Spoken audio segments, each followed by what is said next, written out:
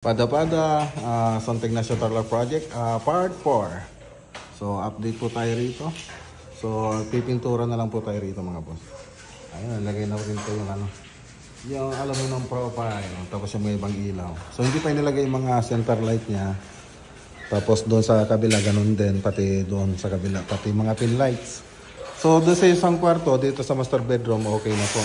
Ang hindi pa natapos dito, yung dalawang kwarto. Hindi pa namin natatakpan. So, kailangan namin munang tapusin ito para makapag-ayos-ayos sila rito. So, sunod natin yung dalawang kwarto pag natapos na po natin pinturan itong sa may salas hanggang sa may kusina.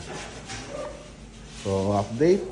So, dito, retouching. So, pati doon, binabatakan natin kasi hindi maganda yung liko. Kaya binabatakan natin para straight na straight. Tapos dito naman, pipintura na rin po kami rito. Siyempre, magre-retouch pa rin tayo rito pagkatapos. So, ayan, okay na. So, mga ilon-long ko lang dyan, tapos modular cabinet. So, makikita nyo naman doon sa part 1 ng video natin yung 3D animation nito, yung interior nito mga boss. Para makita nyo. So, may modular cabinet dyan, bar counter, tapos pantry, tapos dito TV console. So, ando sa part 1 ng video po natin yan mga boss. So, susunod na punta natin, papakita naman natin mga kwarto.